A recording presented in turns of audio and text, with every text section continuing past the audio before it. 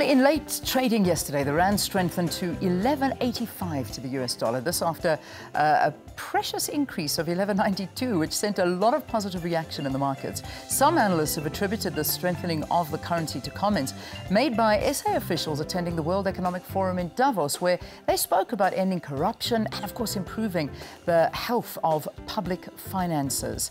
Hanna Ziady is an investment writer at Business Day, and she joins us now for a little bit of analysis. Hanna, great to have you in studio. Welcome. Thank you. Thanks for having me. Okay, so should we be really optimistic about this? Because as you were telling me, the dollar is also at a very weak point right now. So is that behind this rand weakness, strength, or is there more to it? Yeah, I mean, that's the million-dollar question, I suppose. These things are always very complex, currencies. And we did see the dollar weaken yesterday off the back of much stronger other major global currencies, such as the euro and the pound, and also comments by US Treasury Secretary General just around the fact that a weaker dollar is not a bad thing for the US, which kind of signaled perhaps a policy departure among US officials around the dollar, because usually they've had this strong dollar mantra. So definitely partly driven by dollar weakness. Okay. But as you rightly mentioned, you know, comments at Davos, there is a lot more positivity around South Africa from foreign investors. Well, I mean, there certainly is. And I mean, I think there's a lot more positivity, full stop, amongst South Africans, because finally we're seeing things being done. We've been, it's almost as though we've allowed things to get to the situation where they are right now, but now the brakes have been put on. Yeah. And obviously that must have a positive impact on investors. Absolutely. And I mean, look, we have seen emerging markets still a favourite among investors over the last 18 months or so, but still, as you said, the rand at 11.85, it was still there this morning. It hasn't been that strong in 2.5 years, so before Nene Gate happened, which is now kind of a distant memory subsequent to everything else that's happened. But so there's a lot of positivity. Goldman Sachs, one of the world's biggest investment banks, releasing a report last week saying that South Africa is the emerging market to watch. Goldman expects 2% growth from us this year, 2.3%. The IMF not as positive, saying yesterday it doesn't expect more than 1% from us, even as the global economy is expected to grow by more than 3%. So we still have these huge issues around low economic growth, you know, credit ratings agencies watching our budget next month very carefully. Can we stabilize state-owned enterprises? You know, can we take the steps that we need to plug the hole in our budget to make our economy grow? So those issues haven't left us, but I think the sentiment, as you rightly point out, has changed among investors, among South Africans. We've seen Cyril Ramaphosa making the right noises, putting in a new board at Eskom. I heard Lesetja Kganyago, the Reserve Bank governor, saying yesterday that last year at Davos, no one wanted to talk to the South African delegation. This year, they don't have time to meet with all the investors. That's news that I'm not sure many South Africans are actually aware of, is that this is very, very positive for this country. In fact, I mean, if I'm correct in my figures that I was reading this morning, I mean, this year alone, or just in the couple of months that we've had, 5.4 billion rand of local equities have been bought in these first 2 weeks of January. Now, that is amazing. Did you see a slowdown a lot last year and over these years? I mean, were people just staying away from South Africa? Yeah, and particularly from equities. Not so much our bond market, which is kind of ironic. They were buying government debt and corporate debt mostly because of a search for return, a search for yield.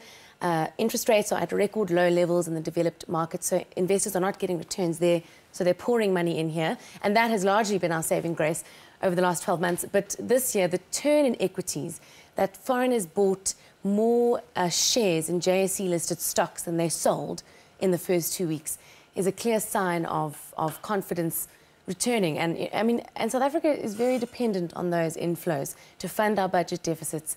We know we need those portfolio inflows. So seeing flows into the equity and bond markets is very positive. Where can we trace this negativity back to when the rand started dropping? I mean, you mentioned Nene Gate. Was that the turning point? I would say so. I mean, I think a month or two before that happened, you know, we were at these sort of 12 rand levels. Then the rand shot right up at the beginning of 2016, you'll remember. I think it may have reached 17 for a brief few minutes to the dollar.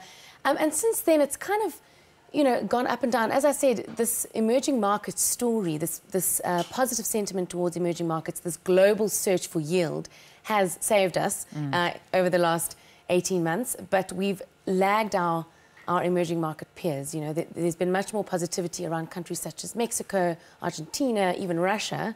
And we have not had that because of political uncertainty, and that is starting to change. Which is also a very good news story for us. So let's talk about the representation of Cyril Ramaphosa at the World Economic Forum. And there was a little bit of doubt before what was going on over the weekend with Eskom and the ANC president saying, "Listen, I cannot leave the country until this is sorted out." So there was a bit of nervousness that he might not even attend. Now he is there. Obviously, the Finance Minister Malusi Gigaba and Team SA are alongside him.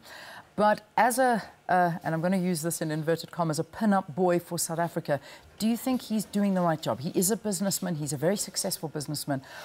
Is the world liking him? They seem to be. I mean, as you say, he's a businessman. He understands what investors need to hear, want to hear.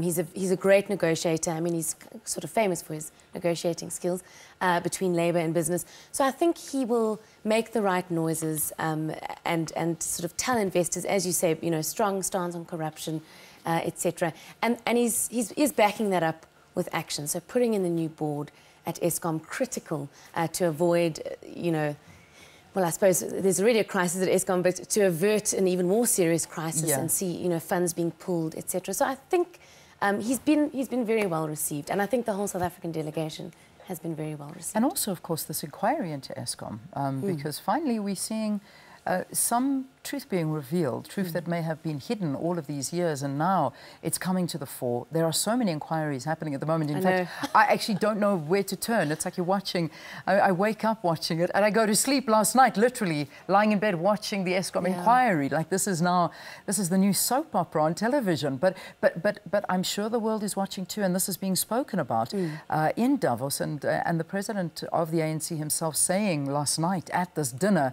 corruption will not be dealt with anymore. It's amazing. And it's amazing to see Parliament do what Parliament is meant to do, you know, hold officials accountable. It's been staggering to watch these hearings and, you know, people contradicting one another.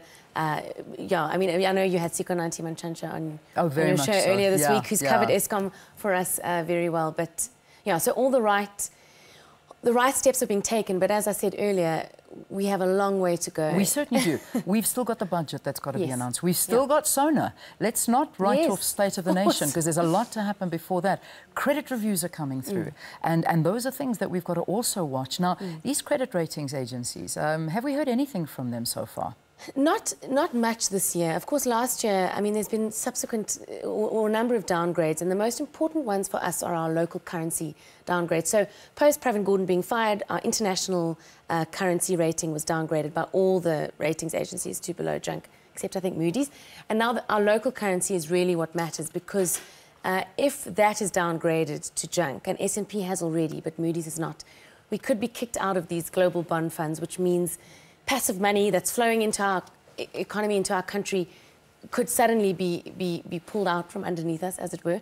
And so we haven't heard them. I know that Moody's was waiting for the budget, waiting for the ANC, you know, elective conference. So they've kind of adopted a bit of a wait and see. But as you say, the budget is critical, because they want to see, you know, the midterm budget kind of left everyone going, wow, things are really bad, and no one seems to have a plan to make them better. And I think the ratings agencies want to see concrete steps to plug the deficit, get the economy growing. I mean, corruption aside, and of course we know that that has a massive negative effect on economic growth, but they just want to see, you know, what is South Africa going to do to grow its economy, because that has consistently been their number one concern. Because if your economy is not growing, you will collect less tax, revenue shortfalls, wider budget deficits, more debt, you know, in the government. And some of the numbers last year were staggering, 50 billion rand deficits, debt spiking right up. So the ratings agencies will be watching that budget very carefully. Well, let's see what happens. Like you say, it's only the beginning of the year. It's only January, and a lot has happened. Reason for optimism, though, yes. Exactly, but let's see if we can continue on this. Hanna Ziady is an investment writer at Business Day, and the story that's just, I think, put a bit of a spring in South Africa's step is that improvement of the currency against the dollar yesterday. The rand was stable below 12 rand to the dollar. It's still there this morning. It's tracking a firmer euro, while a number of other factors which you've just heard about are there to boost this local currency as well. All right, let's take a break. When we return, Davos under the spotlight continues, and Francis Hurd managed to sit down with some of our business leaders that are attending, with the likes of Maria Ramos and Peter McLaren. That interview after the break. Stay tuned.